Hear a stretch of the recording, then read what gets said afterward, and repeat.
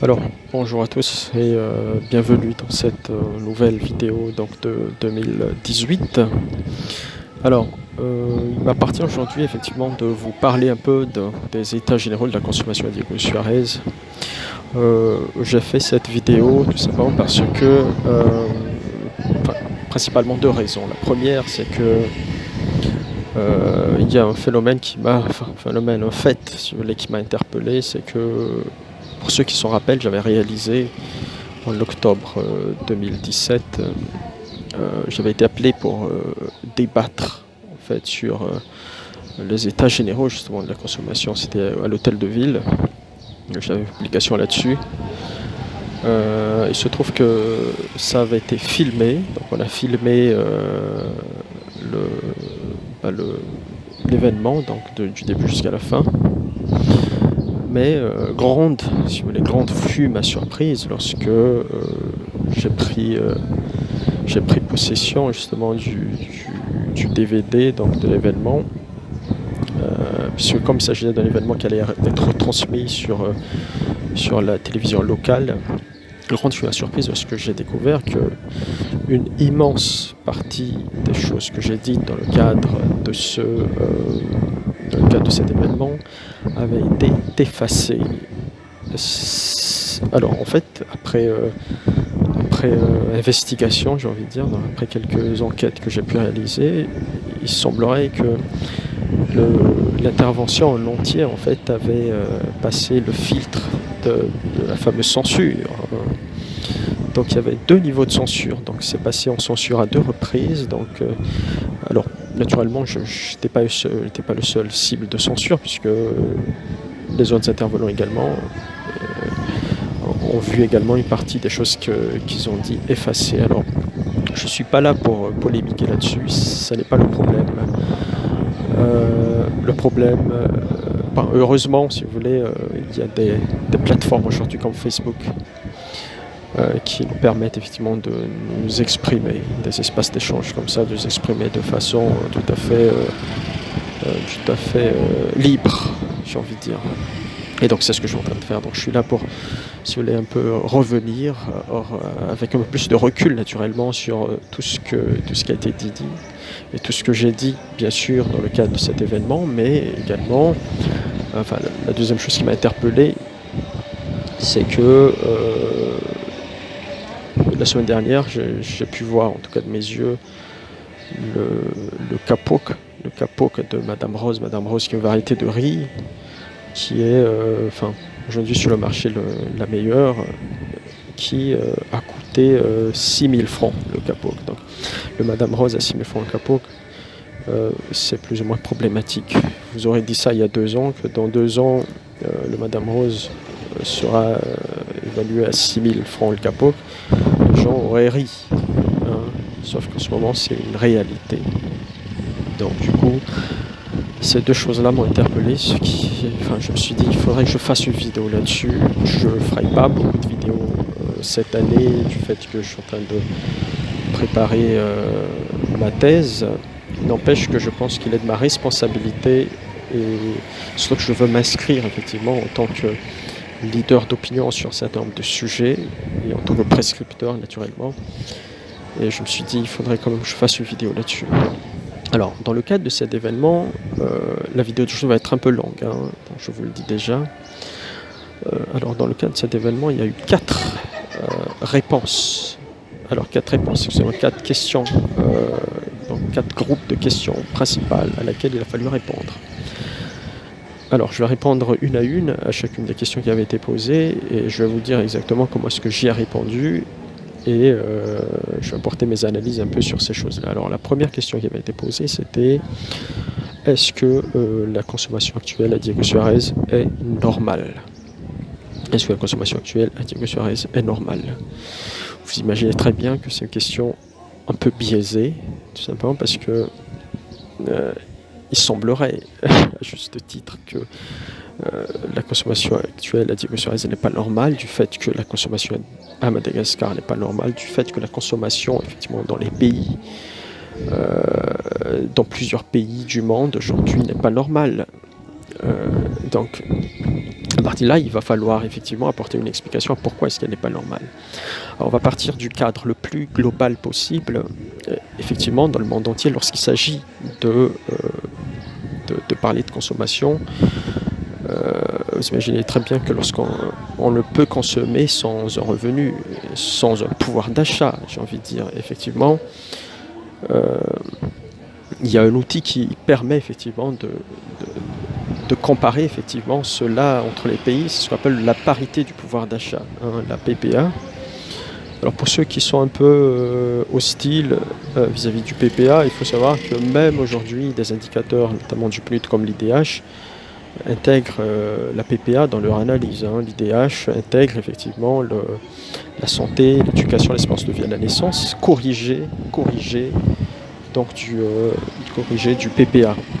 Donc le PPA est un outil très objectif qui permet de comparer le niveau de consommation, la normalité effectivement également de la consommation à travers le monde. Alors quand on regarde le PPA aujourd'hui, selon les rapports, alors quelques chiffres très faciles à retenir, 92% de la population malagasy vit avec moins de 2 dollars par jour et si je ne me trompe pas 76% de la population malagasy vit avec moins de 1,25 $.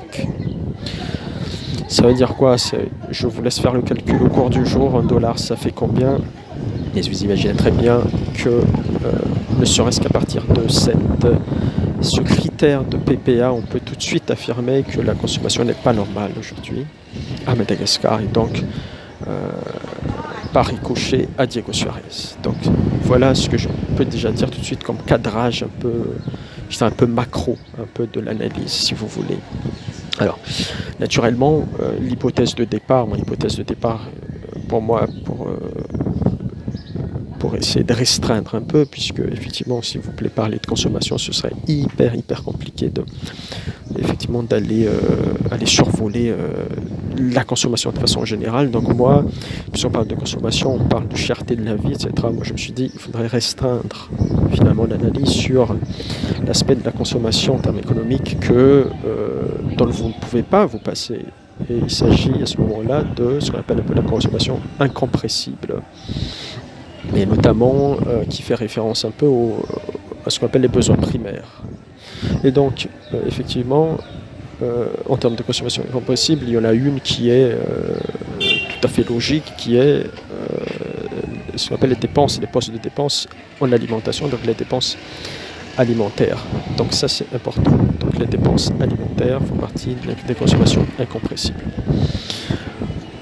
À Diego Suarez, concrètement, j'ai fait une analyse là-dessus, j'ai été allé recueillir des prix, j'ai été allé faire des enquêtes, il ne s'agit absolument pas de chiffres hypothétiques que j'ai pu recueillir quelque part, j'ai recueilli ces chiffres moi-même, j'ai fait les enquêtes moi-même, donc j'ai les chiffres avec moi. Alors je raisonne naturellement en termes de panier, je raisonne en termes de panier, c'est-à-dire de panier de la ménagère contenant effectivement les PPL, ces fameux produits de première nécessité. Alors, naturellement, lorsque vous analysez la consommation, vous analysez l'inflation, la cherté de la vie, en termes économiques, vous êtes obligé d'analyser ça sous un angle de glissement annuel. C'est-à-dire non pas que vous allez comparer un chiffre d'un mois à l'autre, mais vous allez comparer le chiffre du mois d'une année au même mois de l'année suivante. Et donc mon analyse se base sur cela. Alors, qu'est-ce qui se passe?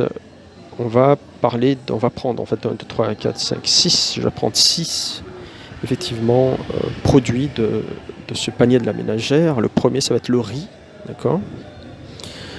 Alors, le riz, on est passé de 2500 francs le capoc, 2500 francs le capoc à 3500 en moyenne. Alors les 3500, c'était au mois d'octobre. Aujourd'hui, on est déjà à 4500 francs.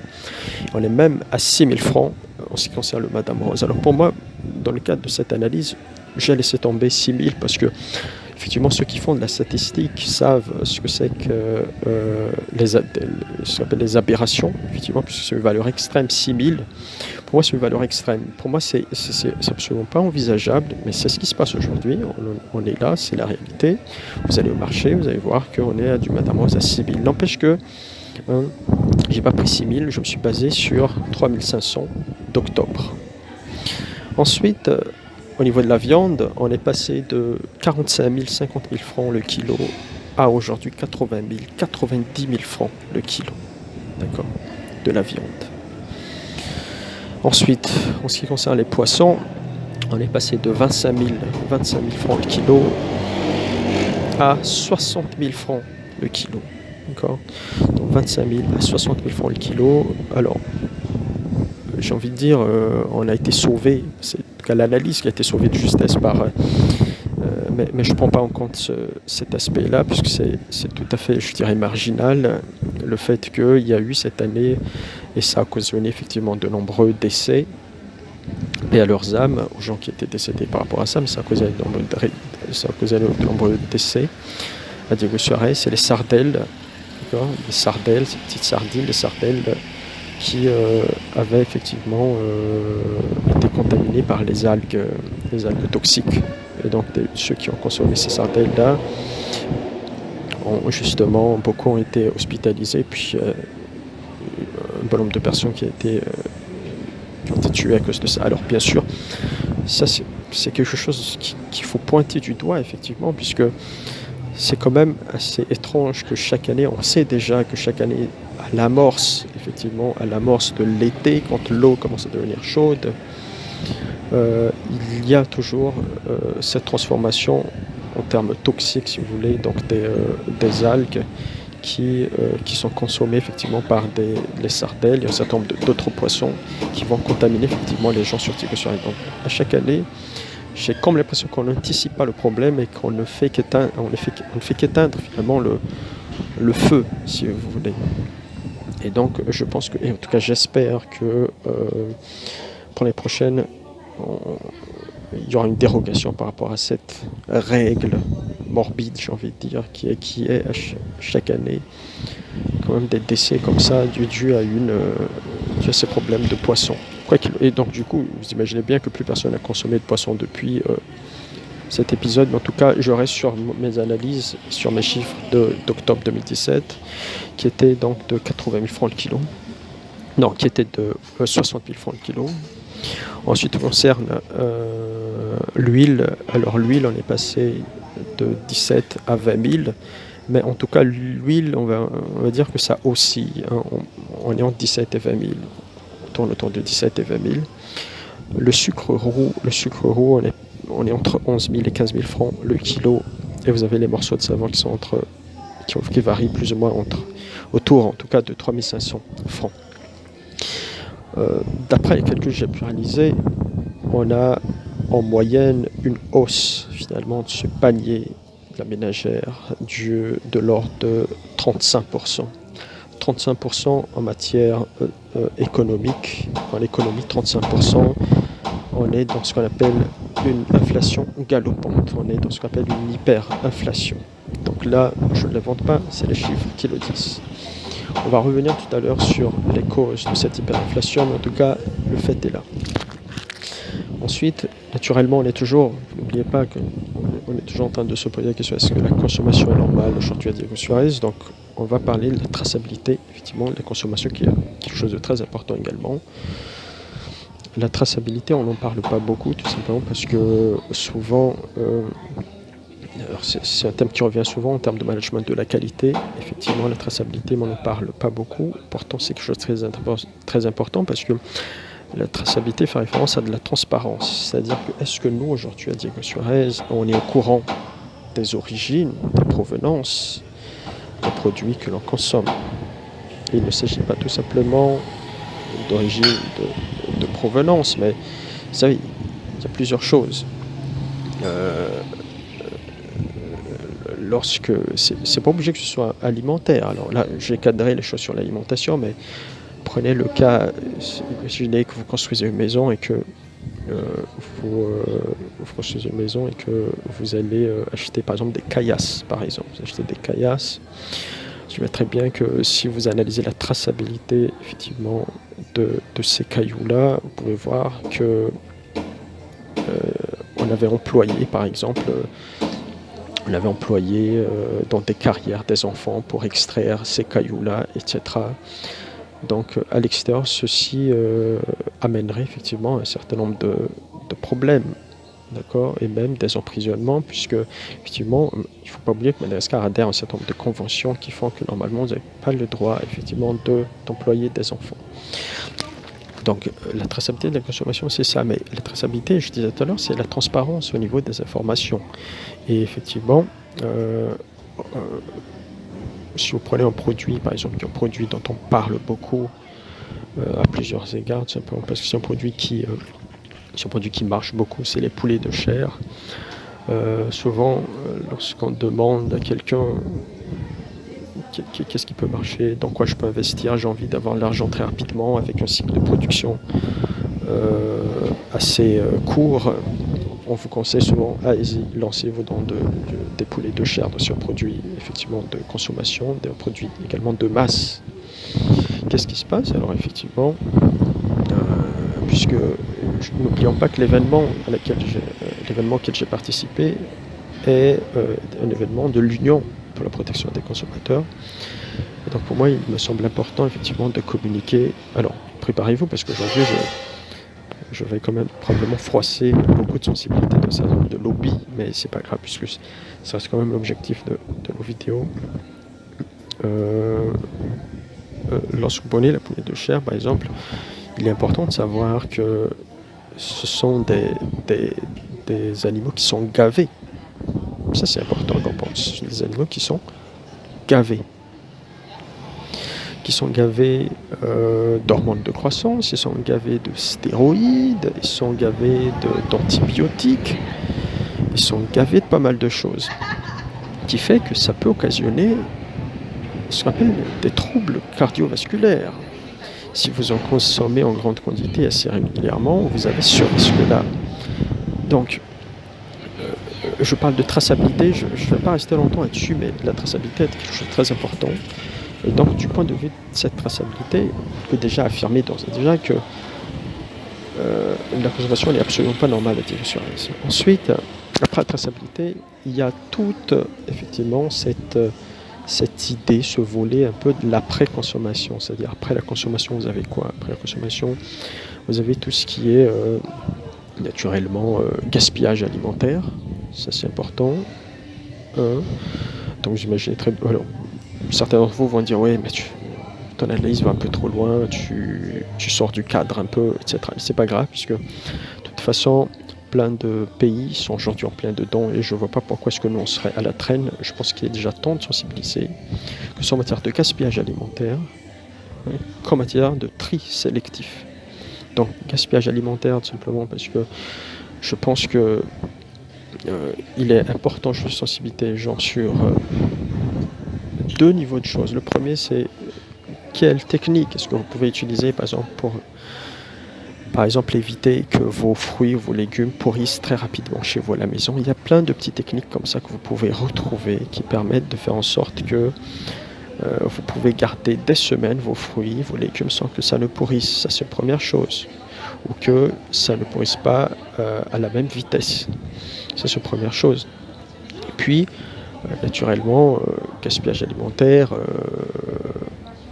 voilà. Donc ça, c'est sa première chose. Tout ce qui est pourrissement. Et puis, naturellement, en matière de tri sélectif, voilà. En matière de tri sélectif, alors là, vous allez me dire, mais oui, mais tu rêves un peu en matière de tri sélectif. Bon, c'est pas grave, mais le truc, c'est que, en tout cas, moi, je suis heureux de voir à Diego-sur-Aise qu'on est déjà en train de sensibiliser quand même les gens à s'abonner à un certain nombre de services de ramassage d'ordures. Ça, pour moi, c'est la première, effectivement, étape. C'est la première étape vers le tri sélectif. Et moi, je salue vraiment, je ne sais pas qui est le propriétaire, mais en tout cas, je salue cette initiative. Et ça fait plusieurs années que, vous savez, ici à Diego-sur-Aise, on fait rédiger à des étudiants soit des business models, des business plans. Et systématiquement, vous retrouvez chaque année tout ce qui est, que ce soit ramassage d'ordures, transformation, etc. Mais là, on a une entreprise effectivement qui le fait. Ils ont un petit camion maintenant qui parcourt toute la ville et il me semble que beaucoup de personnes aujourd'hui sont abonnées à ce service de ramassage d'ordures. Donc ça, c'est déjà une très bonne chose. Mais après, il faut avoir en tête, il faut avoir justement en ligne de mire cette idée effectivement de tri sélectif. Donc ça, c'est important. Et puis, il y a une dernière chose qui est importante dont que je dois absolument évoquer. C'est pour ça que je disais tout à l'heure, je vais heurter la sensibilité de pas mal de personnes. Donc la dernière chose qu'il faudrait que je parle, c'est l'institutionnalisation aujourd'hui du CAT. Le CAT, K-H-A-T, le CAT, la drogue douce qui est le CAT. Alors, je parle d'institutionnalisation du CAT, pourquoi ? Parce que pour moi aujourd'hui, et je l'ai évoqué finalement dans cette rencontre, cet événement, c'est que je pense qu'il est nécessaire aujourd'hui de mener également ce qu'on appelle des états généraux du CAT. Alors, je suis en train d'en parler, mais ce n'est pas pour offusquer qui que ce soit, parce que ce n'est pas l'objectif. Moi, je loue effectivement, dans une certaine mesure, le fait que la rentabilité financière finalement de ce secteur-là, puisque vous imaginez très bien que ça emploie pas mal de personnes. Je ne parle même pas des revendeurs, des intermédiaires, mais ça fait vivre beaucoup de gens. D'accord ? Donc financièrement, c'est rentable. Le problème, c'est que économiquement, ça ne l'est pas. Je vais m'expliquer tout à l'heure. Mais en tout cas, il est important vraiment de réserver un petit moment pour parler effectivement du CAT. Alors, pour moi aujourd'hui, j'estime à 3 personnes sur 10 aujourd'hui qui consomment ce CAT de Jean Diego Suarez. Il faut savoir qu'il s'agit en fait d'une drogue douce. Donc il s'agit d'une drogue douce. Et donc, comme toutes les drogues douces, le CAT a des effets néfastes. D'accord ? Je vais citer un certain nombre que j'ai notés. L'euphorie, l'excitation, l'ulcère du duodénum, l'hypertension artérielle. Il me semble qu'il y a aussi tout ce qui est prise de poids, tous les risques vasculaires cérébrales, etc. Et puis il y a l'aspect un peu, je dirais, psychologique ou psychiatrique de la chose, mais ça reste une drogue finalement. D'accord ? Donc tout ça, c'est des choses qui sont importantes. Moi je pense que en tant que consommateur responsable et probablement auprès de mes membres également d'associations de consommateurs, je pense que pour moi il est nécessaire de sensibiliser les gens sur ces dangers-là. D'accord ? Sensibilisation aussi, parce que tout comme on sensibilise les gens sur les dangers de l'alcool, tout comme on sensibilise les gens sur les dangers de la cigarette, sans pour autant que on arrête le business. Donc c'est juste important de sensibiliser. Donc ça c'est la première chose. Mais une deuxième chose, c'est que il faut savoir qu'aujourd'hui, plus de 5000, vous imaginez très bien, plus de 5000 hectares aujourd'hui sont alloués justement à la culture du CAT. Et une grosse partie de ces 5000 hectares étaient auparavant des plantations, des cultures de riz et des cultures de légumes, notamment du côté d'Anzalag. On sait tous qu'auparavant, c'était vraiment le lieu qui bénéficiait d'un microclimat qui permettait effectivement de cultiver des légumes. Et il y a une grosse partie est transformée aujourd'hui en culture de CAT. Ça veut dire quoi ? Ça veut dire que c'est problématique, tout simplement parce que ça montre dans une certaine mesure que c'est quelque chose de tout à fait rentable, dans un premier sens, donc c'est quelque chose de tout à fait rentable, mais vous donnez également un signal en augmentant chaque année effectivement les surfaces allouées à la culture du CAT, en les augmentant chaque année, ça veut dire tout simplement que la demande, elle suit. Et à partir du moment que la demande suit, ça veut tout simplement dire que il y a de l'argent. Il y a de l'argent pour financer cette demande. Eh bien, vous imaginez très bien que les autres acteurs qui ils sont pas forcément dans la filière du CAT, mais les autres acteurs économiques, en voyant ça, seraient tentés, effectivement, les acteurs économiques seraient tentés de également trouver une façon ou une autre de puiser également un tout petit peu dans ce business-là.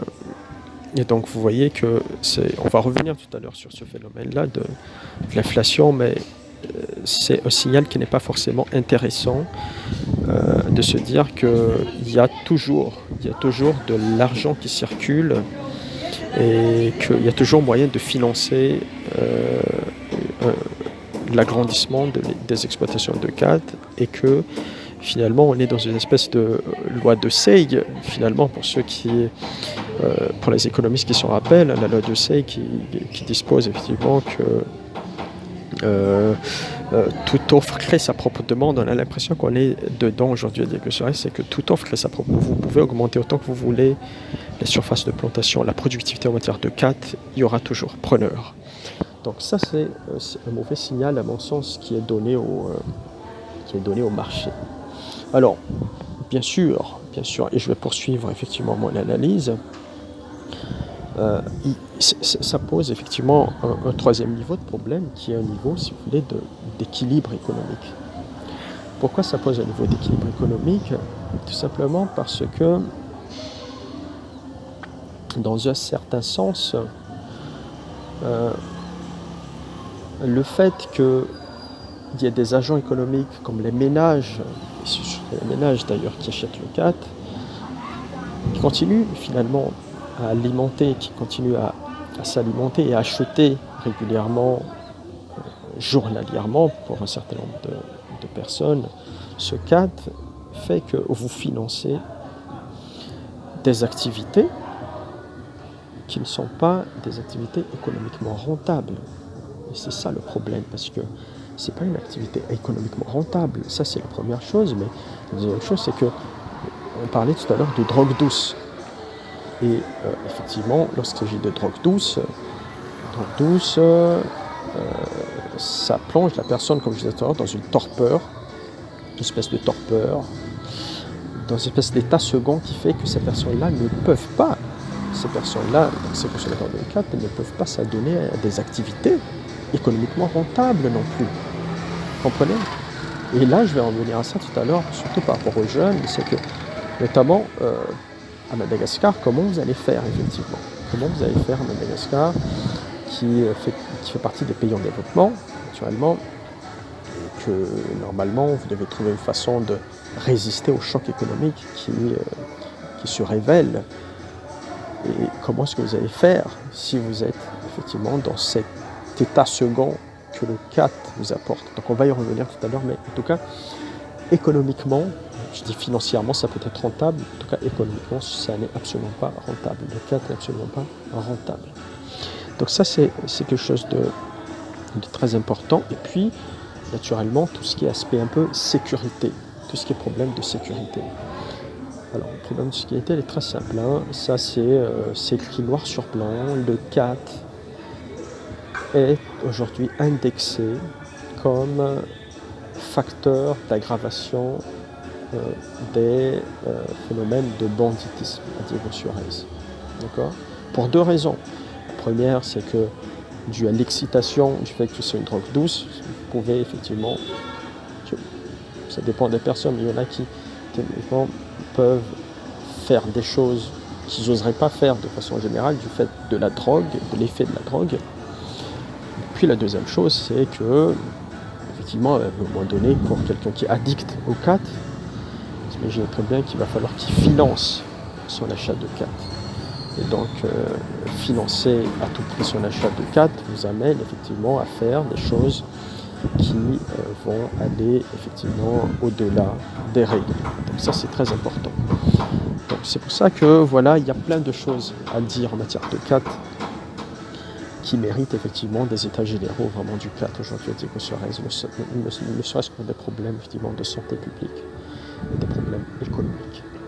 Voilà ce que je peux dire donc à la question. On a passé à peu près 30 minutes pour une question, c'est-à-dire est-ce que la consommation est normale aujourd'hui à Diego-sur-Aise. J'espère que vous avez compris ce que je viens de dire, vraiment en partant d'une constatation globale et constatation tout à fait objective qui est la parité du pouvoir d'achat, pour dire que la consommation n'est pas normale.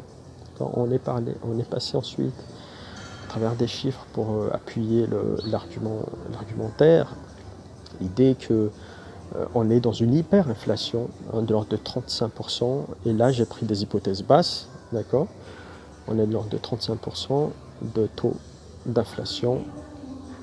Ensuite, on est parti vers tout ce qui est un peu traçabilité, d'accord? C'est traçabilité, c'est voir un peu les choses un peu de manière verticale et remonter une filière pour comprendre un peu qu'est-ce que je consomme. Partir un peu, si vous voulez, en amont des choses. Et puis après, on est parti sur l'après-consommation. Il ne faut pas faire l'impasse sur l'après-consommation, puisque c'est une chose de très important. Et puis enfin, on a terminé sur l'institutionnalisation aujourd'hui donc du CAT qui pose réellement un problème en matière de rentabilité économique. Donc voilà, ça c'est la première question à laquelle donc, nous avons répondu dans le cadre de ce débat. Je vais maintenant passer à la seconde question qui avait été posée, qui pour moi est tout à fait également importante. Il s'agit de se demander, la question c'était, est-ce que la corruption et la protection des intérêts personnels peuvent être considérées comme cause de l'inflation? Qu'est-ce que la corruption et la protection des intérêts personnels peuvent être considérées comme cause de l'inflation? Alors, pour moi, pour répondre à cette question, j'ai divisé effectivement cette question en deux, en prenant la corruption d'une part comme cause d'inflation, et en prenant également d'autre part la protection des intérêts personnels comme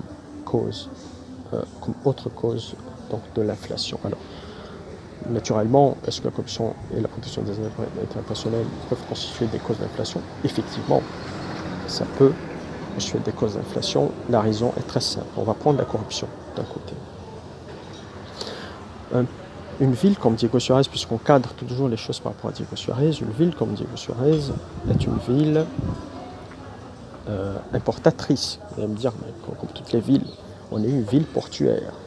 Il y a de nombreux acteurs aujourd'hui à Diego Suarez qui sont des importateurs. D'accord. Moi, je ne vais plus revenir sur parce que ça c'est une analyse très classique et je ne vais plus revenir là-dessus sur le fait que l'arrière est devenu faible et que l'arrière faible ne bénéficie pas à des importateurs. Bon, ça, vous allez dire que je devrais aller de soi, donc je ne vais pas revenir là-dessus. Mais je vais tout simplement essayer d'expliquer vraiment le fait que la corruption peut être effectivement un facteur d'aggravation, donc un facteur d'aggravation de l'inflation. Permettez un instant, je vais prendre un petit verre, permettez.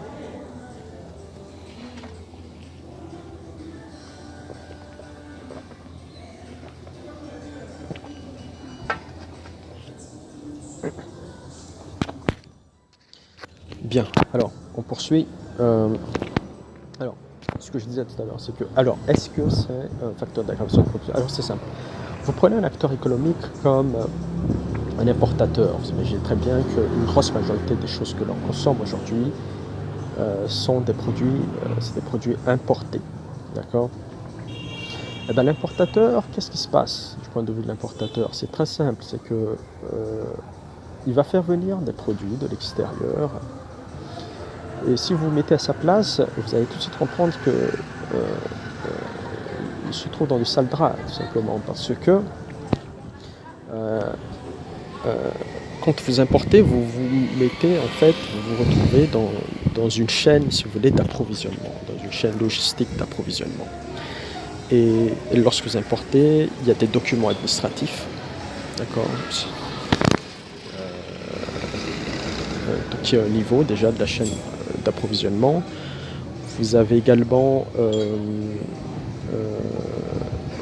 quoi d'autre? Vous avez également le dédouanement des marchandises, qui est également une partie au niveau de la chaîne d'approvisionnement. Vous avez le transport, qui est également une partie de la chaîne d'approvisionnement. Donc, à chaque niveau, effectivement, de la chaîne d'approvisionnement, qu'est-ce qui se passe? C'est qu'il va y avoir un surcoût. On appelle ça un surcoût. Il va y avoir un surcoût lié, finalement, à la corruption. Donc, il va y avoir un surcoût lié à la corruption qui fait qu'il faudrait justement payer ce surcoût-là. Il y a des études, ça c'est très intéressant, qui ont été réalisées en Afrique, qui ont déterminé, en tout cas qui ont estimé que le prix de vente d'un produit en Afrique intègre pour 50% de surcoût lié à la corruption. Vous imaginez, c'est très problématique. C'est-à-dire un produit par exemple de 6 milliards va intégrer 3 milliards de surcoûts liés à la corruption. Donc à partir du moment où vous comprenez qu'il y a un surcoût lié à la corruption qui est intégré dans le prix de vente, ce qui est tout à fait normal, eh bien, parce que chacun des acteurs, des agents qui opèrent effectivement à chaque niveau de la chaîne d'approvisionnement va essayer également de ponctionner quelque chose finalement. Et donc ce qui est tout à fait normal, qui est un surcoût. Alors naturellement, le surcoût c'est normal. Après, le fait que ce soit dans un cadre corruptif, c'est là que c'est pas normal. Donc ça c'est une première chose. La corruption effectivement de ce point de vue-là amène effectivement à de l'inflation. La deuxième chose, c'est au niveau de la protection des intérêts personnels. Et la protection des intérêts personnels, certes, est liée à de la corruption, mais pour moi, les intérêts personnels, je les évalue plutôt, si vous voulez, je les évalue plutôt au niveau de la marge. Vous imaginez que le prix d'un produit se fixe comment? Le prix d'un produit se fixe en rajoutant finalement le prix de revient. Donc vous avez le prix de revient qui lui intègre déjà un surcoût lié à la corruption, certes. Et puis au-dessus duquel vous allez rajouter votre marge. D'accord? Et cette marge-là, il y a plusieurs niveaux. Le premier niveau de marge, ça peut être soit une marge normale, ce qui est tout à fait normal, puisque il faut même que vous réalisiez un bénéfice, une marge bénéficiaire. Donc c'est tout à fait normal que vous intégrez une marge, donc ça peut être une marge normale. Ça peut être également une marge spéculative, puisque une marge spéculative, pour moi une marge spéculative reste une marge normale également, puisque on est le producteur, lui qui fixe son prix, reste un agent rationnel qui spécule, qui essaie également, lui, dans une certaine mesure, de grappiller un peu d'argent. Et puis, on a ces espèces de marges qui sont des marges un peu, si vous voulez, excusez-moi, qui sont des marges, je dirais un peu excessives, des marges aberrantes, si vous voulez. Et il se trouve que dans le cadre de ce débat qui a eu lieu, je pense que ça fait partie des choses qui avaient été supprimées, effectivement. C'est que, des choses qui avaient été censurées, je disais, c'est que cette marge excessive, pour moi, c'est tout simplement, c'est ce que vous appelez d'ailleurs, et ça existe aujourd'hui à Diego Suarez, c'est ce que vous appelez, pour ceux qui font du droit commercial, un peu ce qu'on appelle les ententes illicites. Donc, un certain nombre d'acteurs qui se mettent d'accord sur un prix final harmonieux, j'ai envie de dire. Donc, ils harmonisent leur prix pour faire en sorte que voilà, il n'y ait pas de confrontation au niveau des prix, et puis qu'ils gagnent une certaine marge tranquillement, d'accord, sans qu'on puisse rien à dire et sans que le consommateur finalement n'ait le choix. Donc ça c'est problématique, il y a effectivement des acteurs aujourd'hui qui pratiquent une marge excessive à Diego Suarez et qui sont effectivement vraiment dans un système d'entente illicite. Donc, de mon point de vue, il faut prendre des décisions. Je me garde de nommer effectivement ces acteurs-là, mais si vous faites un peu de recherche, vous pourriez effectivement trouver quels sont les acteurs qui sont dans ce système.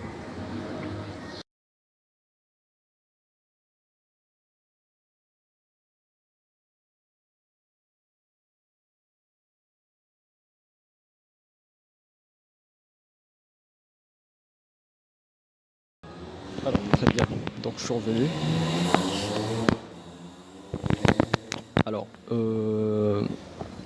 Alors, comme je le disais tout à l'heure, qu'est-ce qui se passe? Je le disais tout à l'heure, c'est que donc la corruption, effectivement, et la protection des intérêts des uns des autres amène finalement. Alors, ce que je disais tout à l'heure, les exemples que je vous ai exposés, c'est que ça se passe sur un acteur, sur un agent, mais si vous ramenez ça à un cadre plus global, vous pouvez voir effectivement que si tout le monde se met à devoir payer un surcoût et à intégrer finalement ce surcoût-là dans leur prix de vente finale, et qu'en plus il y a un certain nombre de groupements qui opèrent effectivement des ententes illicites à travers la mise en place de marges excessives, à partir de là, ça peut être problématique au niveau de l'inflation. Quoi qu'il en soit, lorsqu'on parle effectivement de l'inflation, Diego Suarez ne peut pas non plus, on ne peut pas dire que la cause est tout simplement endogène, s'il y a des causes endogènes effectivement, mais il faut aussi cadrer les choses au niveau national, et là-dessus je vous invite effectivement à aller voir ma vidéo sur la monétisation du billet de 20 milliards, c'est une vidéo que j'avais faite, qui parle de pourquoi est-ce que je considère effectivement que la sortie de ce nouveau billet est à la fois une façon de contenir, pas de contenir, mais de masquer l'inflation grandissante, mais l'inflation galopante, mais également peut amener justement à long terme à une hyperinflation également à Madagascar. Donc vous pouvez voir cette vidéo-là dans ma chaîne YouTube, également sur, si je ne me trompe pas, je l'avais également publiée sur ma page, sur mon profil de Facebook. Alors, naturellement, il y a également, mais je ne vais pas plus en venir sur la politique monétaire, notamment en matière de taux directeur. Je l'ai expliqué dans cette vidéo. Mais donc voilà, tout ça œuvre effectivement dans le sens d'une inflation aujourd'hui à Madagascar. Et puis vous avez les causes, ensuite les causes endogènes, naturellement. Donc les causes endogènes, des causes propres éventuellement à Diego Suarez, mais également à la région Diana. Alors les causes endogènes pour Diego Suarez, proprement Diego Suarez, c'est quoi? C'est très simple. L'année dernière, la demande a toujours été soutenue à Diego Suarez. La demande a toujours été soutenue et ça n'a jamais diminué. Alors pourquoi? Parce que il y a eu pas mal d'arrivées sur le territoire. Alors déjà de ces fameux bateaux Costa de l'année dernière, et puis là on est de nouveau dans cette période et ça reprend effectivement. Alors les fameux bateaux Costa, donc toutes les 2 semaines, vous avez eu des paquebots avec plusieurs milliers de personnes qui débarquent, ce qui effectivement finance naturellement l'économie. Donc attention, ne me faites pas dire ce que je n'ai pas dit. Je ne suis pas en train de dire que c'est une mauvaise chose. Au contraire, c'est une très bonne chose parce que ça revigore effectivement les activités économiques. Donc c'est une très bonne chose. C'est pour ça que moi je pense que finalement, moi, l'inflation, je ne suis plus finalement dans mes analyses dans une logique de contenir l'inflation, ni d'essayer de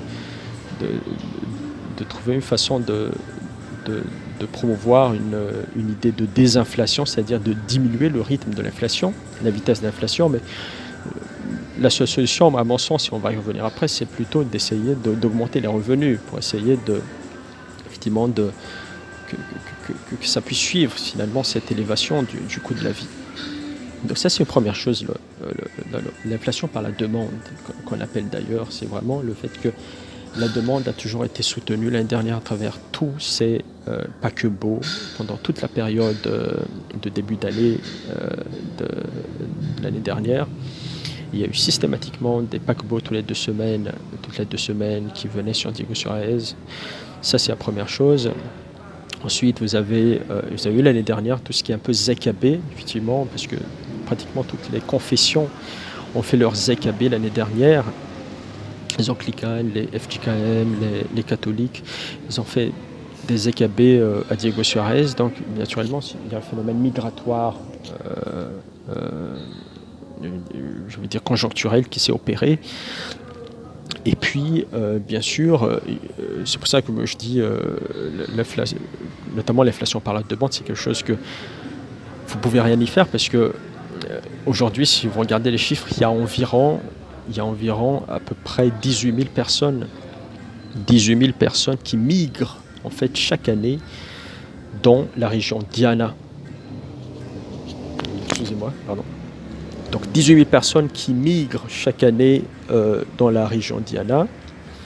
Et sur ces 18 000 personnes, il y a lieu de se demander combien effectivement sont captées, combien parmi ces 18 000 personnes sont captées par la ville de Diego Suarez. Donc, que ce soit Diego 1 ou le district de Diego 1, le district de Diego 2, combien de ces 18 000 personnes. Vous imaginez très bien que avec ou sans avec ou sans paquebot, avec ou sans touristes, avec ou sans vacanciers, avec ou sans ZKB, de toutes les façons, le nombre de personnes qui migrent vers le territoire nord, le territoire septentrional de l'île, augmente chaque année. Donc ça, c'est déjà très important de comprendre ça. Donc il y aura de toute façon une inflation par la demande qui se fait tout à fait naturellement. Et puis, naturellement, vous imaginez très bien que l'autre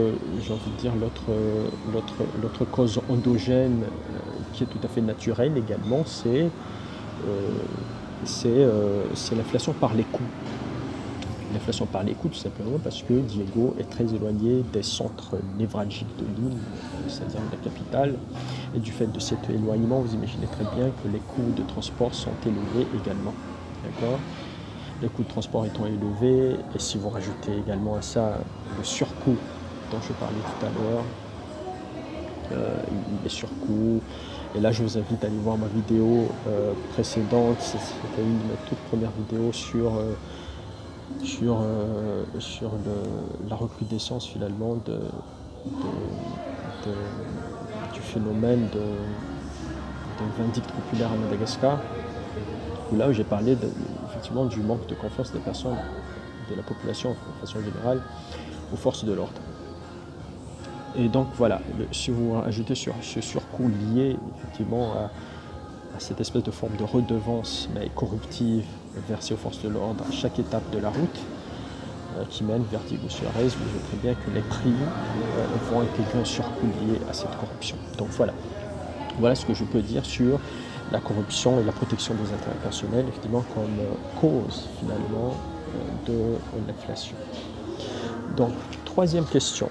Permettez-moi de passer à la troisième question, donc, qui avait été effectivement posée dans le cadre de ce débat. Alors, la troisième question qui avait été posée, je vais vous lire.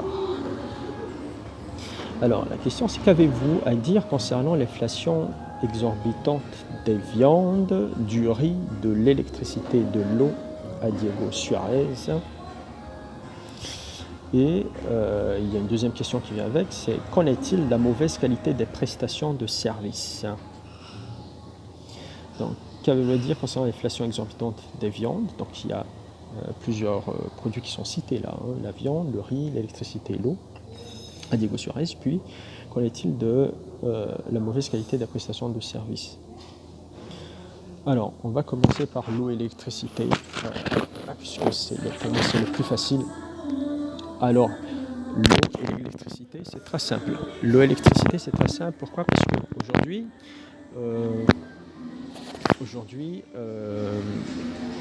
on assiste à ce qu'on appelle un paradoxe commercial qui est très facile à comprendre. Le paradoxe commercial est le suivant.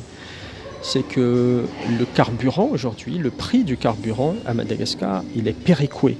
Donc il y a une péréquation du prix du carburant de tout Madagascar, c'est-à-dire le prix à la pompe. Le prix affiché à la pompe du carburant, il est le même dans toutes les stations de l'île, que ce soit à Tuléar, à Fort-Dauphin, à Damata, à Majanga, peu importe où vous êtes, on a le même prix de carburant. Ce qui n'est pas le cas du prix du kilowattheure de la Jirama. Et il me semblait qu'on achète 2 ou 3 fois plus cher le kilowattheure à Diego Suarez, par exemple, qu'à Antananarive. Ce qui pose effectivement un problème, ne serait-ce qu'en matière de pouvoir d'achat, mais ce qui pose un problème également au niveau de l'attractivité finalement de Diego Suarez en termes d'investissement. Effectivement, pour moi, certes, c'est très important de parler de zone économique spéciale, etc. Mais pour moi, vous imaginez que vous mettez en place des ZES, par exemple aujourd'hui à Jacac, à Diego Suarez,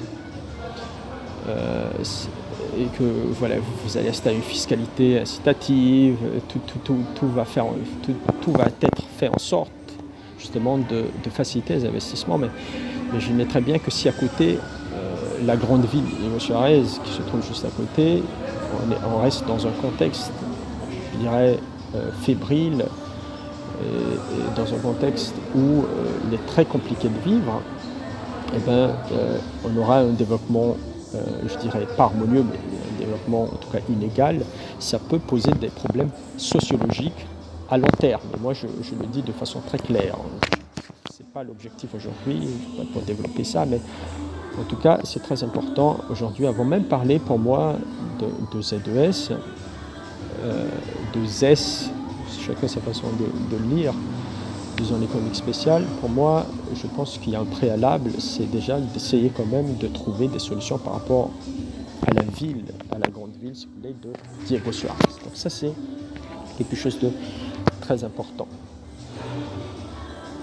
Alors, au niveau de l'électricité, c'est un constat. Je vais revenir à la fin de cette question sur la problématique de la Jirama qui, pour moi, m'importe beaucoup et pour laquelle j'ai également des avis.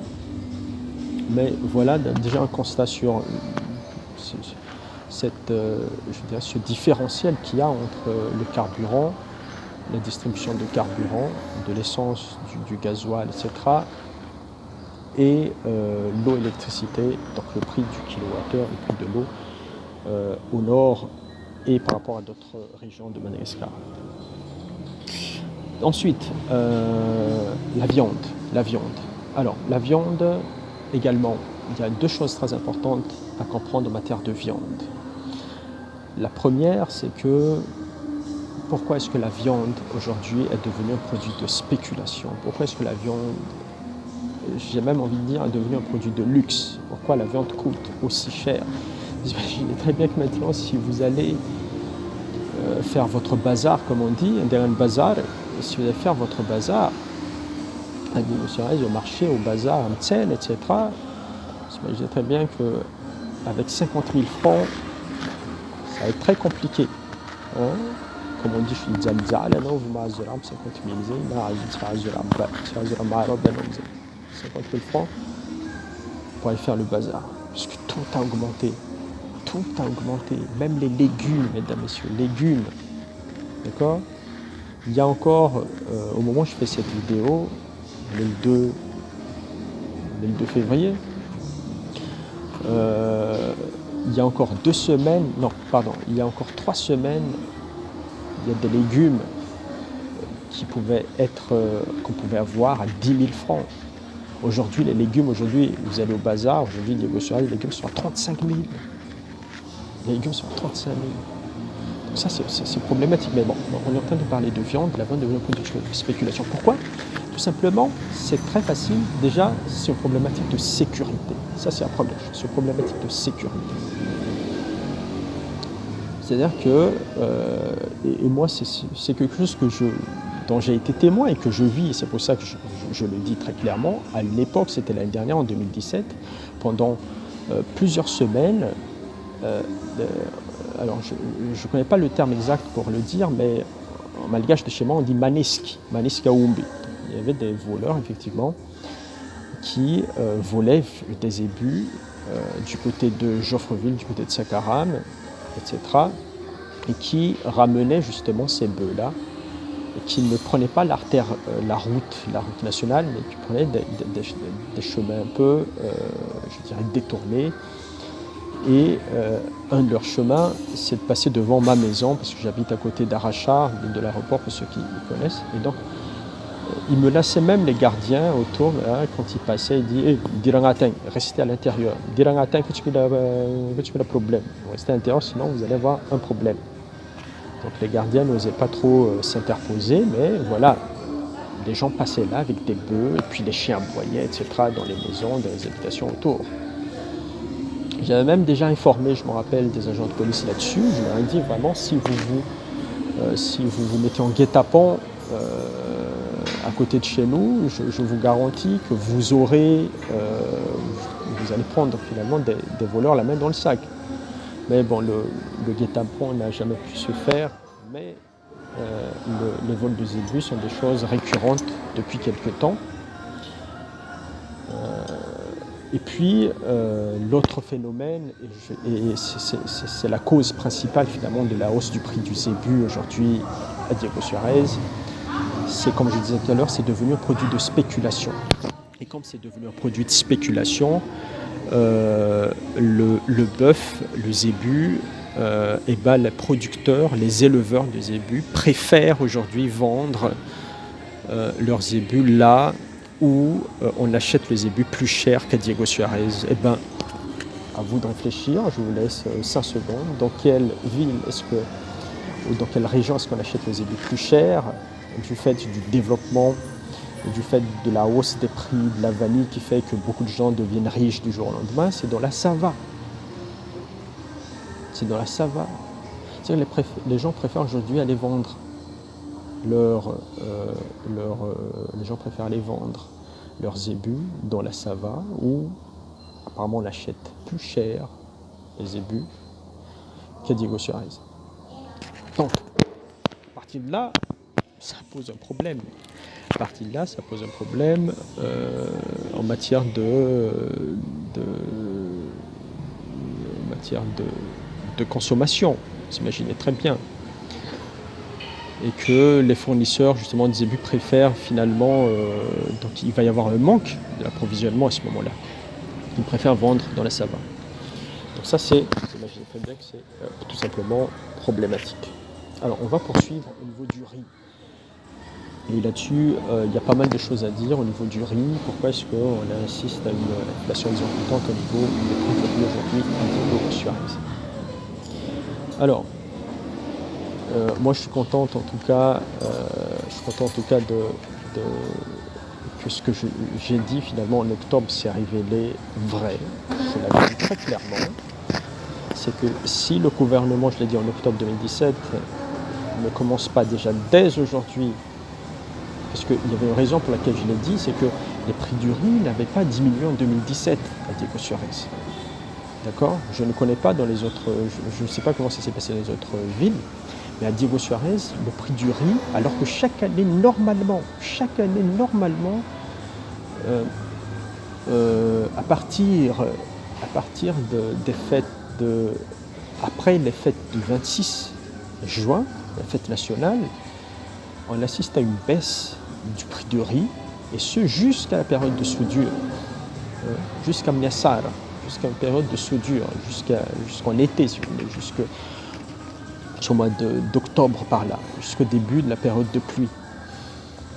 Cette année, ça ne s'est pas fait. Ce qui m'a amené à dire en octobre, puisque j'ai vu que pendant toute la période ça devrait diminuer et que ça diminue systématiquement chaque année, ça n'a pas diminué, je me suis dit, il y a un problème. Et donc c'est ce qui m'a amené à dire à ce moment-là que si le gouvernement n'importe pas massivement, et ce le plus rapidement possible, alors le besoin aujourd'hui à Madagascar, il est combien? D'après les chiffres du ministère de l'Agriculture, on estime le besoin aujourd'hui à 300 000 à 400 000 tonnes de riz. C'est ça le besoin d'importation en riz de Madagascar. J'imagine très bien qu'on est encore très loin de l'autosuffisance alimentaire en matière de riz. Et donc ça, c'est quelque chose de très important à comprendre. Donc il y a ce besoin déjà. Donc si on n'importe pas, c'est ce que j'avais dit, vous pouvez être sûr que les prix vont s'envoler pendant la période de soudure. Et c'est ce qui est en train de se passer avec ce fameux Madame Rose qui est à 6 000 francs le capot. Donc ça, c'est tout à fait problématique. Alors, quand on parle de la problématique du riz, aujourd'hui, c'est très simple. C'est que on a la SNDR qui est une politique, en fait, si vous voulez, de développement de la riziculture, mais on n'a pas de politique nationale du riz. C'est-à-dire que la SNDR, je l'ai lu, c'est un document qui n'est pas très long à lire, donc 20 pages ou un peu plus, je ne me rappelle plus, mais c'est très rapide, vous lisez ça, c'est très facile à comprendre. La SNDR, c'est quoi le truc? C'est ça que c'est intéressant, c'est que la SNDR parle des techniques, d'un certain nombre de techniques d'intensification de la riziculture. Donc ça, c'est tout à fait normal qu'il faille qu'on intensifie la production agricole, il faut qu'on augmente les rendements, etc. Il y a tout le défi, effectivement, de proposer ça aux agriculteurs et aux paysans, de façon générale. Mais, justement, la SNDR parle également de la mécanisation agricole. Effectivement, la mécanisation agricole va dans le sens de l'augmentation du rendement agricole. Mais pour moi, ça pose un problème qui est plus important, un problème de fond. Et j'avais voulu faire une vidéo là-dessus, en fait, que j'ai jamais pu faire. Et je m'excuse pour ceux pour ceux pour qui j'aurais dû faire cette vidéo, parce que je voulais le faire cette vidéo, je n'ai jamais réussi à le faire, c'est en fait la compréhension du fond psychologique du Malagasy de façon générale. Je m'explique. C'est très simple à comprendre. En fait, pour moi, alors, en fait, c'est très simple. Pour moi aujourd'hui, parce que je ne fais pas d'affirmation gratuite, j'essaie de comprendre que ce soit l'histoire de Madagascar à travers les échecs d'implantation du système un peu, si vous voulez, du système capitaliste, non, capitaliste socialiste à Madagascar. Ça a été un échec. Ça, c'est la première chose. Et puis la deuxième chose, c'est qu'aujourd'hui, quand vous regardez le fond psychologique des Malgaches de façon générale, vous vous rendez compte que le Malagasy, c'est-à-dire la personne malagasy, est individualiste. La personne malagasy est individualiste, c'est un capitaliste. Son fond psychologique est capitaliste. Il y a plusieurs choses qui nous amènent effectivement à le dire. L'une des raisons qui peuvent nous amener à le dire, par exemple, c'est très facile. Vous allez dans une zone rurale, dans les Abanvoul. Vous allez dans les Abanvoul, vous n'avez qu'à observer ce qu'ils font. Vous avez un paysan, d'accord, qui a un bœuf, un zébu, un bœuf par exemple. Et vous avez un autre à côté qui a, par contre, lui, une charrette. Eh bien, vous pouvez être sûr, ils ne sont pas de la même famille, vous pouvez être sûr qu'il ne viendrait jamais à l'esprit de ces deux de se dire, bon, ok, toi, tu as un bœuf, moi, j'ai une charrette, bon, associons nos deux ressources pour faire en sorte d'augmenter notre productivité. Je ne sais pas dans quelle culture il s'adonne, mais on va s'associer. C'est une association. Et même si effectivement ils se disent, bon, allez, même si l'idée finalement vient à l'un d'entre eux, il va forcément y avoir un qui va se méfier de l'autre. Il va y avoir un qui va se méfier de l'autre. Et ça, effectivement, mesdames et messieurs, c'est problématique aujourd'hui au Madagascar parce que, effectivement, tous les modèles de développement qu'on essaie d'implanter aujourd'hui au Madagascar sont effectivement basés sur le fait que on s'imagine que le Malagasy, de façon générale, peut accepter cette idée effectivement d'association de ressources. Le Malagasy, de façon générale, est un petit capitaliste. C'est un capitaliste. Et donc, pour moi, le fait de comprendre déjà ce fond psychologique du Malagasy peut être une opportunité dans effectivement de la mise en place d'une politique de développement de ce pays. Pour moi, c'est ça, c'est très clair. Et pour moi, pourquoi est-ce qu'aujourd'hui les startups, les concours de startups fonctionnent très fort aujourd'hui au Madagascar? Parce que les startups vous permettent justement de réussir justement à mettre en place justement un système individualiste où vous réussissez votre propre entreprise, vous en sortez vous-même. D'accord?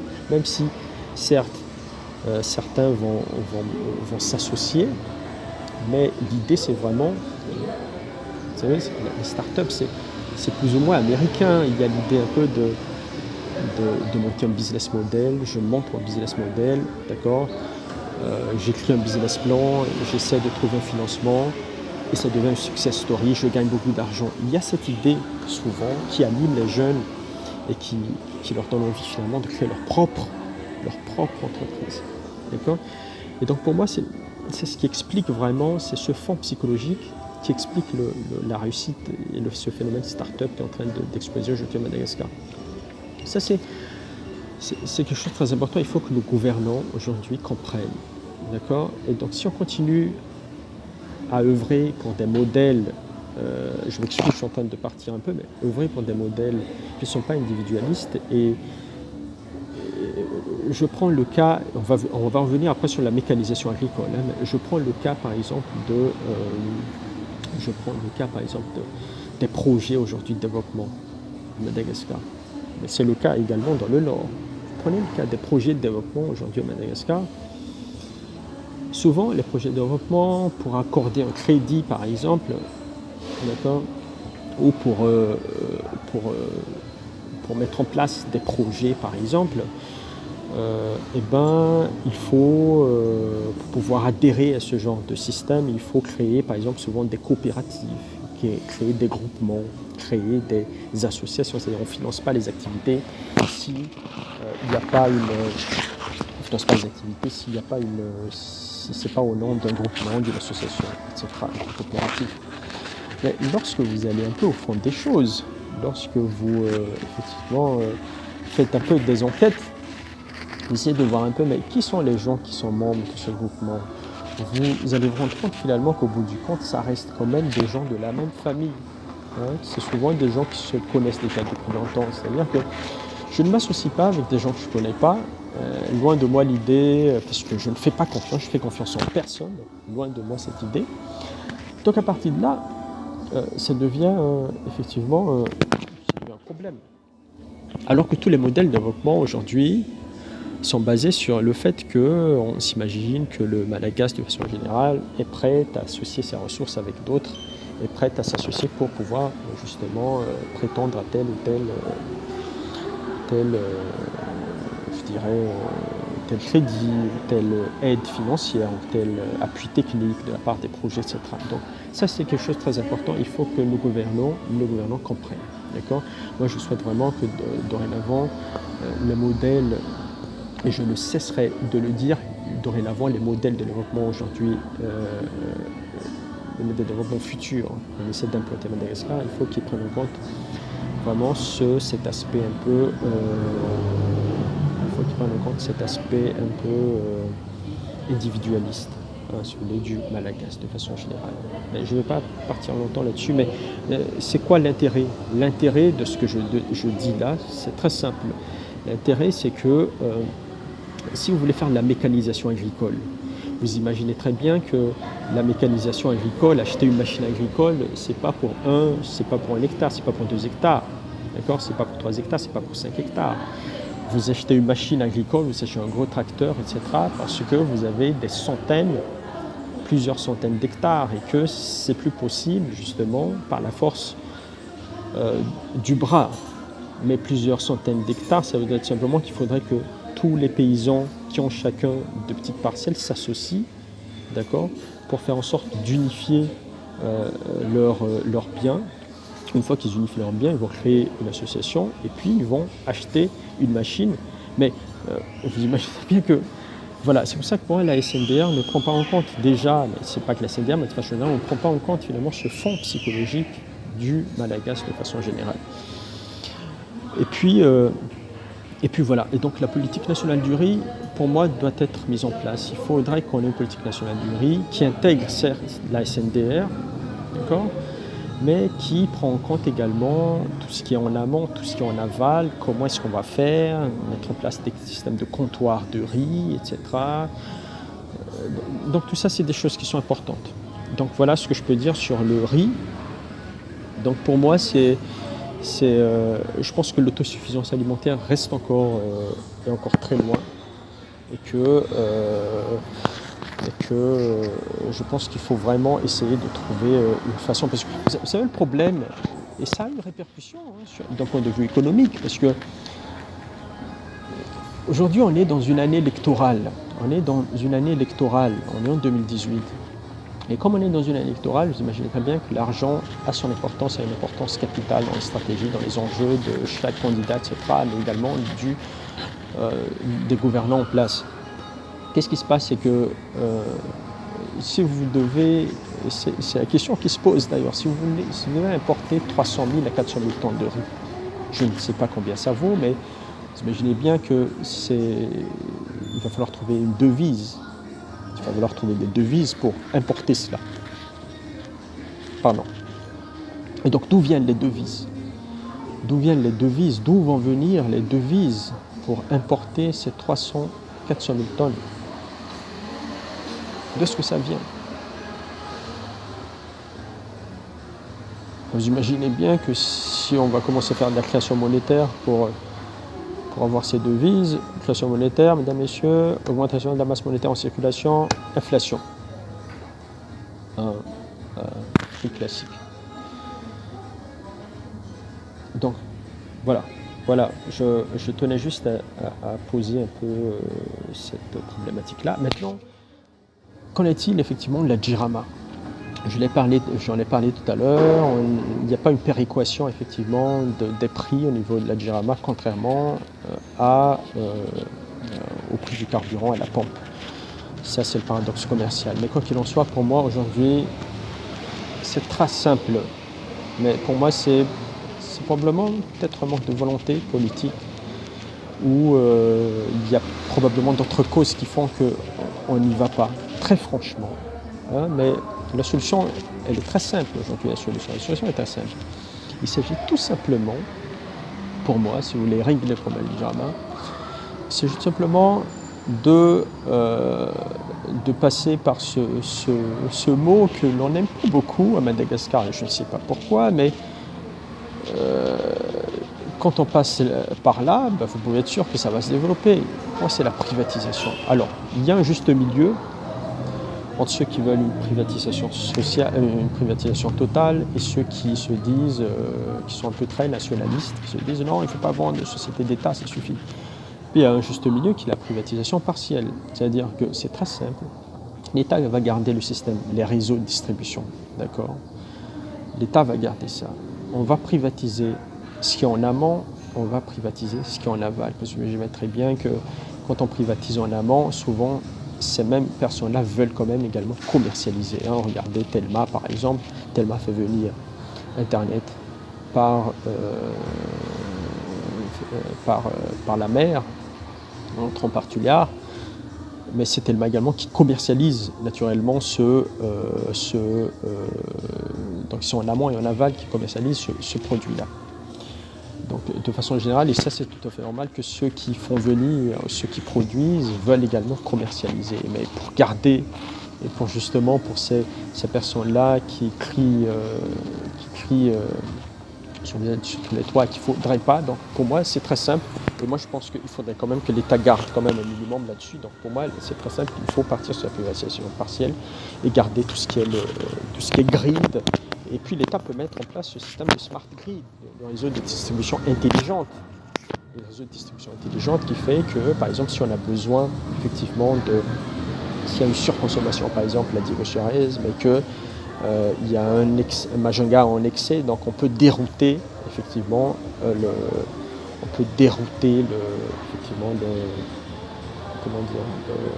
l'électricité là où on en a plus besoin. Et puis Smart Grid, c'est effectivement aussi moduler effectivement cette distribution en fonction des heures de la journée. Il va y avoir des algorithmes qui vont faire il va y avoir une optimisation de la consommation, de la production, mais également de la consommation. Donc ça, c'est quelque chose de très important. Et pour moi, ce que je disais tout à l'heure, vous privatisez tout simplement. À partir du moment où vous avez privatisé la production, c'est que vous avez créé des emplois, certes, il y a beaucoup de gens qui vont rentrer là-dedans, qui vont finalement vendre de l'électricité à la Jirama, d'accord? Et donc le jeu de la concurrence va faire en sorte que ça va baisser les prix. Et puis, lorsque vous privatisez la commercialisation, vous pouvez être sûr que tout ce qui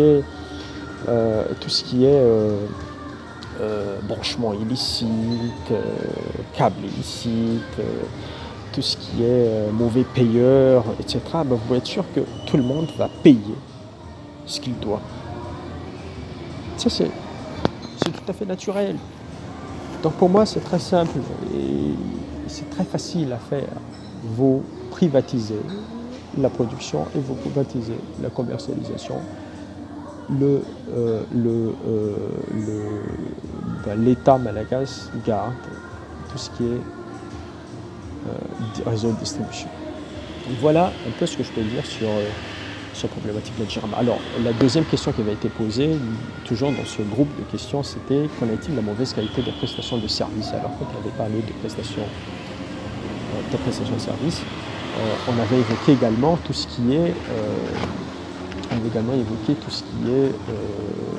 service public. D'accord? Donc, je ne suis pas en train de parler de fonction publique, je suis en train de parler de service public. C'est deux choses complètement différentes. Alors, effectivement, Diego Suarez, on parle de service public, mais de façon générale déjà, quand on parle de service public, il y a une chose qui est très importante déjà à essayer de comprendre, c'est l'effectivité du service public. Donc il y a eu de se poser une question sur l'effectivité du service public. Alors, à ce niveau, d'après ce que j'ai pu remarquer, en tout cas, aucun problème. Tous les services publics existent. Les démembrements des grands services publics existent. Les services publics sont ouverts. Il y a des agents compétents dans les services publics. La compétence n'est pas à remettre en cause aujourd'hui. Donc, une fois qu'on a compris qu'il y a ce service public, il y a cette effectivité du service public, maintenant, naturellement, il y a lieu de se poser sur le niveau des ressources finalement disponibles. Et c'est là que ça commence à poser problème, effectivement. D'accord ? Puisque quand on parle de ressources effectivement disponibles, il faut savoir qu'aujourd'hui en Madagascar, le taux d'exécution budgétaire il est de l'ordre de 30 à 35%. C'est-à-dire qu'un service public aujourd'hui, par rapport à un budget de 100% auquel il s'attend justement, qu'il a prévu pour une année, il y a 35% seulement qui arrivent, et souvent ces 35% qui arrivent, ça couvre simplement les salaires. Comment est-ce que le service public va pouvoir fonctionner ? Là, la question se pose. Comment le service public va fonctionner ? La question se pose. Donc, effectivité du service public, mais le fonctionnement du service public est remis en cause à ce moment-là, puisqu'on est à 30-35% de taux d'exécution budgétaire qui couvre souvent uniquement les salaires. Donc, pour pouvoir fonctionner, soit vous partez effectivement dans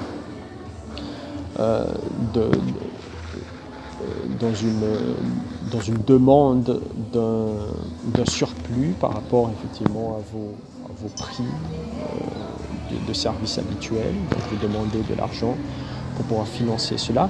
Moi-même, je sais parce que j'ai eu par exemple un dossier à faire dernièrement, je le dis clairement, j'ai le dossier à faire dernièrement. Normalement, ça devait être au service de l'envoyé à Antananarive. J'étais allé voir, j'étais allé faire un suivi, parce que je trouvais que ça prenait du temps. Et on m'a dit très clairement qu'ils n'ont pas l'argent pour envoyer mon dossier à Tana, donc soit c'est moi qui l'envoie, donc je prends le dossier, je le ramène à Tana, soit je vais devoir attendre qu'ils aient de l'argent pour envoyer ça. Et à ce moment-là, si vous voulez vous en sortir, vous faites les choses vous-même. Mais ça pose un problème à ce niveau, déjà au niveau des ressources disponibles. Parce que le service ne va pas fonctionner quand bien même le service existe et les agents existent et les agents sont compétents, il ne peut pas fonctionner sans argent. Et puis, naturellement, il y a un problème également au niveau du service public, qui est un problème de productivité du service public. Donc la productivité, c'est plus au niveau effectivement des personnes qui travaillent dans le service public. Alors, c'est très simple. Aujourd'hui, la productivité du service public, on a évalué à environ 49%. Ça veut dire qu'il y a un gros manque à gagner, au niveau de l'État, tout simplement parce que l'État est en train de payer aujourd'hui, alors je laisse tomber tout ce qui est fonctionnaire fantôme, il y a déjà une chasse aux sorcières qui vient d'être réalisée là-dessus, c'est une trop bonne chose, même si je ne suis pas très d'accord sur la forme, parce que c'est finalement à ces personnes-là de prouver qu'ils ne sont pas des fonctionnaires fantômes, alors que ça devrait être plutôt effectivement à l'État, à mon sens, de prouver que telle ou telle personne n'occupe pas son poste depuis tel ou tel moment. Donc il en soit, c'est pas le problème, mais aujourd'hui, c'est pas une désertion. Aujourd'hui, ce qui se passe, c'est que on est en train de payer des fonctionnaires aujourd'hui qui, par exemple, qui devraient travailler 40 heures, ils travaillent que 19 heures. Donc ça ralentit les activités économiques, ce genre de choses. Parce que si vous venez dans un service public, vous vous dites que revenez demain parce que l'agent n'est pas là, il n'est pas venu, l'après-midi, il vous dit revenez demain, ça ralentit les activités économiques. Donc ça, c'est un problème. Et l'État, effectivement, perd de l'argent puisque l'État paie une personne pour 40 heures alors que la personne travaille que pour 19 heures. Donc ça, c'est des choses qui sont importantes. Donc si vous me demandez qu'en est-il services publics à dire ça, parce que c'est une des questions qui avait été posée. Je répondrai à cela de cette manière. Donc voilà un peu ce que je peux dire sur l'inflation exorbitante des prix et puis la qualité des prestations de services et puis les services publics à dire sur S.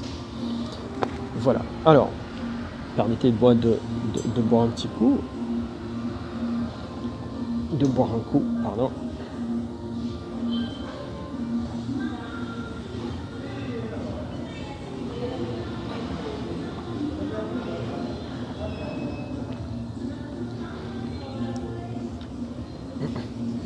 Alors, on va poursuivre. Alors, la quatrième question, c'était, alors, donc justement pour y remédier ou maîtriser l'inflation, quelles seront les mesures à prendre? Donc, pour remédier, maîtriser l'inflation, quelles seront les mesures à prendre? Alors, je le disais tout à l'heure, je l'ai dit très clairement, pour moi, quelque part, comment on dit, un peu me lave les fous. Moi, au niveau de l'inflation, quelles sont les mesures à prendre? Je peux énumérer un certain nombre de mesures, mais il faudrait déjà les appliquer de façon générale. Et puis c'est une politique monétaire que l'État doit mettre en place. Donc pour moi, je ne peux pas effectivement vous dire quelles sont les mesures à mettre en place. Pour moi, la seule mesure qui est importante aujourd'hui, c'est de relancer le pouvoir d'achat, augmenter le revenu des ménages. Donc à ce niveau-là, il faut avoir certes, il faut agir sur du court terme, mais il faut avoir également des visées à long terme. La première chose, j'en ai pas parlé, peu de gens en parlent, à Madagascar, c'est l'épargne. D'accord, sauf le secteur privé, les banques, etc. On parle beaucoup d'épargne, mais de façon générale, dans la politique, effectivement, de façon générale, on ne parle pas beaucoup d'épargne. Pourtant, ça, c'est quelque chose de très important. Et effectivement, lorsqu'on parle d'épargne, je vais lier cette épargne-là à comment dire, au pouvoir d'achat, d'une part, et je vais lier l'épargne au logement. Alors, pourquoi est-ce que je vais lier l'épargne? Alors, déjà, une chose qui est très importante, c'est qu'aujourd'hui, à Madagascar, l'épargne est estimée à environ 4% de la richesse nationale, donc du PIB. Contrairement aux pays développés où l'épargne est estimée à 15-20% de la richesse nationale. Ça veut dire quoi? C'est-à-dire que l'épargne est très faible, même si beaucoup de produits existent. Probablement que les conditions effectivement ne sont pas suffisamment incitatives. Excusez-moi. Les conditions ne sont pas suffisamment incitatives ou que bon, de toute façon la personne qui a envie de placer son argent dans l'épargne va toujours se rendre compte qu'à un moment donné il se fait arnaquer sur certaines mesures, donc ça ne l'intéresse pas. Donc pour moi il y a nécessité de mettre en place déjà un système qui puisse justement comme les livrets A par exemple qui finance également l'économie de façon générale, qui finance les dépenses publiques, mais des systèmes qui puissent permettre justement aux gens de toutes les catégories de placer de l'argent. Pourquoi c'est important? Parce que c'est pour ça que je disais que c'est à long terme, parce que lorsque vous mettez en place un système d'épargne,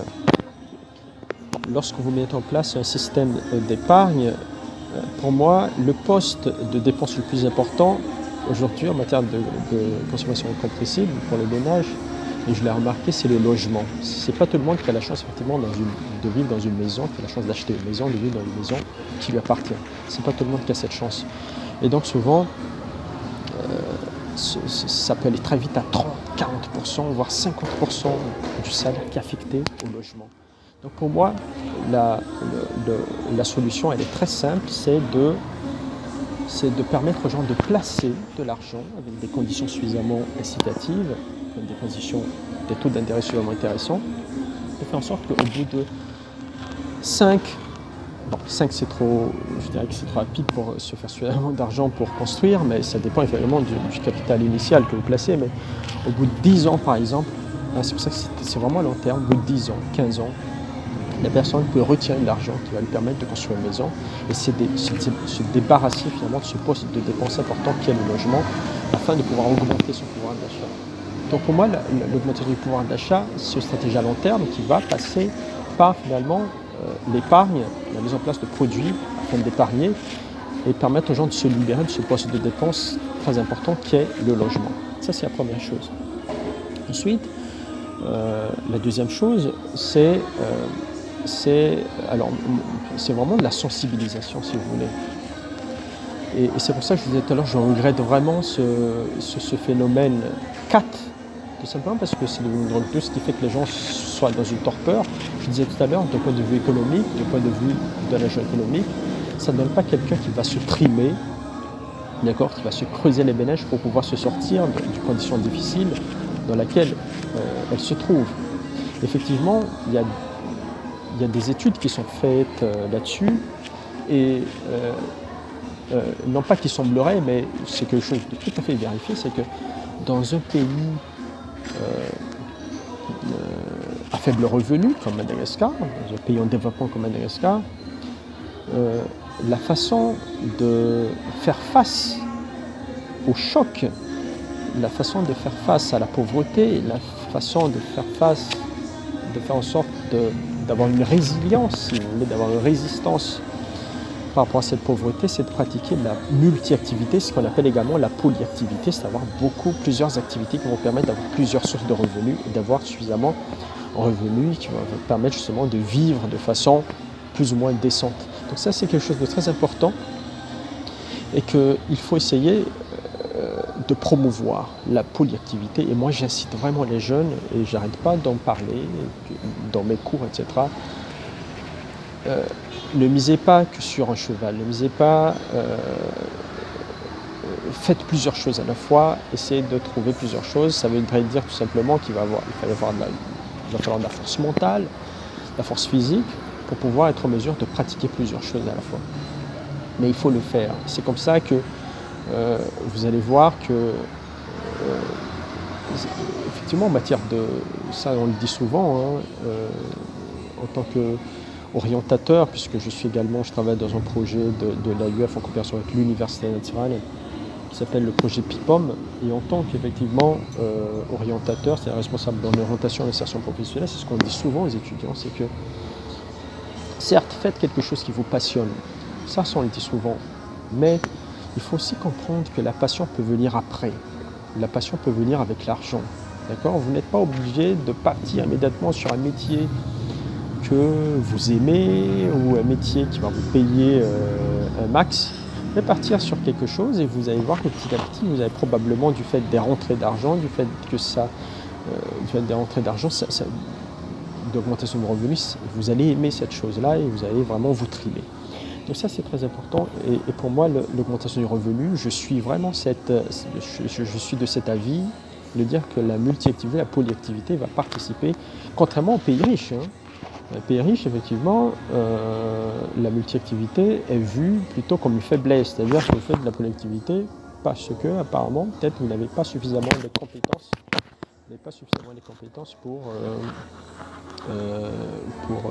Dans une seule chose, à faire une seule chose et à développer suffisamment bien ce que vous faites. Donc vous faites plusieurs choses à la fois, vous n'êtes pas trop sûr, vous n'êtes pas bon à une chose. Donc, dans un pays comme Madagascar, la polyactivité, c'est très important. Mais encore faut-il, vous allez me dire, oui, mais la fiscalité n'est pas intéressante, et à chaque fois qu'on essaie de créer un truc, Donc ça, effectivement, c'est l'affaire de tout un chacun, et je pense que tout le monde a sa responsabilité dedans pour faire justement en sorte que les jeunes puissent vraiment se partir, s'adonner dans la polyactivité. Et puis la dernière chose que j'ai envie de dire, et ça c'est vraiment, pour moi c'est au niveau, je ne vais pas dire grand-chose, mais c'est au niveau étatique, c'est au niveau de la gouvernance, et que pour moi, ça fait partie des choses qui ont été supprimées. Mais bon, c'est pas un problème, je le dis, et je pense ce que je dis, mesdames et messieurs. Pour moi, tout est question de choix rationnel. D'accord ? Comme on dit, tout est question d'affectation de ressources, l'affectation optimale des ressources. D'accord ? Et donc, pour moi, c'est très simple. Aujourd'hui, vous avez ce riz-là qui est 6 000. D'accord ? Vous avez l'augmentation du coût de la vie, mais le riz, c'est quand même le plus emblématique parce que la majorité des Malagasy mangent du riz. Donc je prends l'exemple du riz. 300 000 tonnes, 400 000 tonnes, besoin en riz à Madagascar, d'importation chaque année. Pour moi, c'est très simple. Vous disposez de 60 millions de dollars, 70 millions de dollars, vous faites un choix rationnel. Pour moi, le choix rationnel, c'est vous importer du riz, et importer du riz, pas pour en faire du business, importer du riz pour stabiliser les prix, parce qu'à ce rythme, ça va être problématique. On ne va plus suivre. C'est vraiment très dur aujourd'hui d'aller au marché avec cette augmentation du prix de tous les produits alimentaires au marché. C'est très problématique.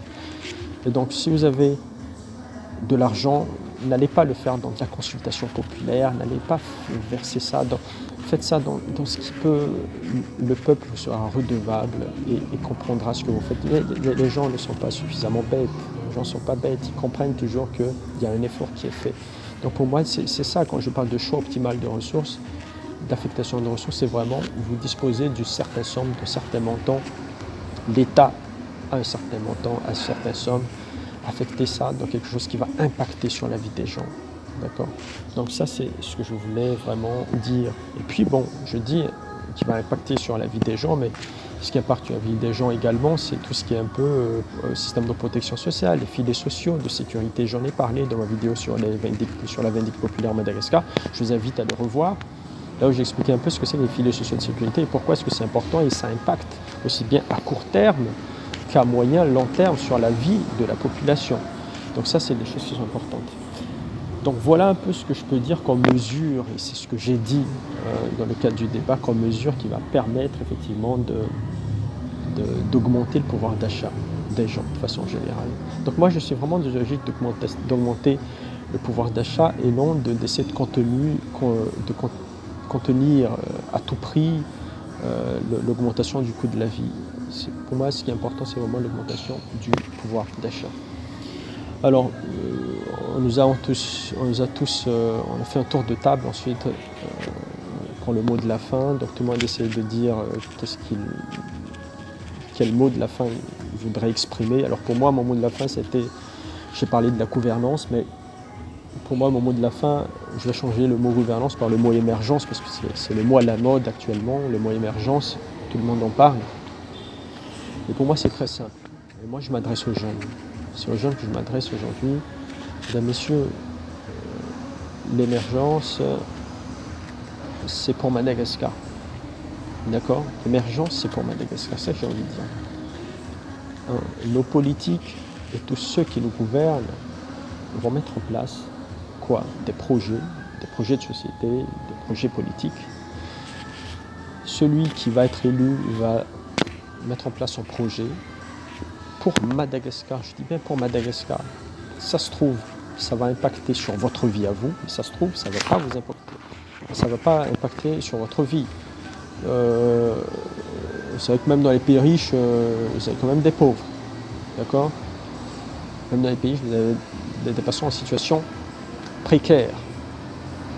Dans les pays riches, vous avez des personnes en situation difficile. D'accord? Donc pour moi, l'émergence, mesdames, messieurs, l'émergence, ça commence par vous-même. L'émergence, ça commence par vous-même. Et c'est à vous de trouver une façon de vous en sortir. D'accord? On est tous dans le même bateau. C'est à nous tous, chacun de notre côté, d'essayer de trouver une façon de nous en sortir à travers ce que je disais tout à l'heure.